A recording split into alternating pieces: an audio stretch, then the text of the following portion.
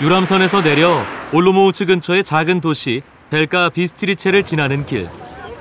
성당에서 나온 사람들이 독특한 의상을 입고 있다. 무슨 날인가 보다.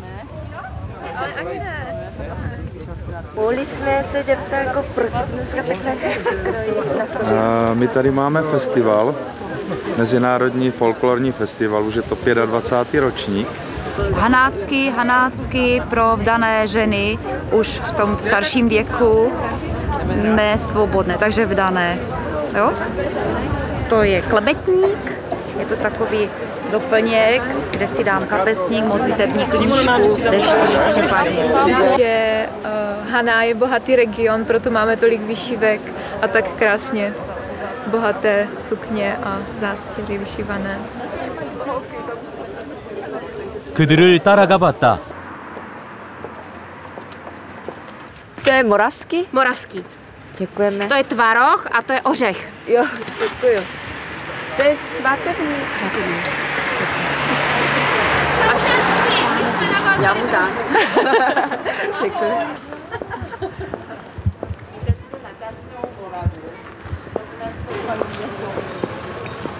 단맛이 강한 모라비아의 과자를 얻어먹으며 도착한 마을의 한 광장. 무대 위에서 민속 공연이 한창 진행되고 있었다.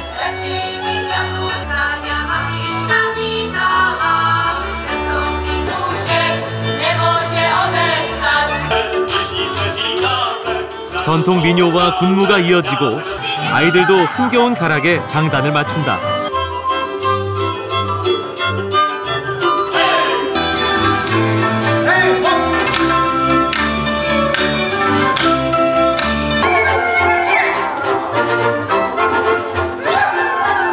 평야지대라는 뜻을 지닌 하나 지방은 풍요로운 곳이다. 그래서 예로부터 전통예술이 발달하고 잘 보존돼 있어서 이런 축제를 벌인다고 한다.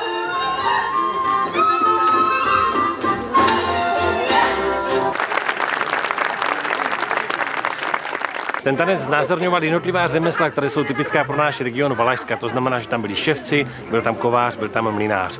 Řemeslnické tance bylo to v podstatě pásmo, které obsahovalo několik těch tanců a jejich znázornění, jak se dříve vykonávaly.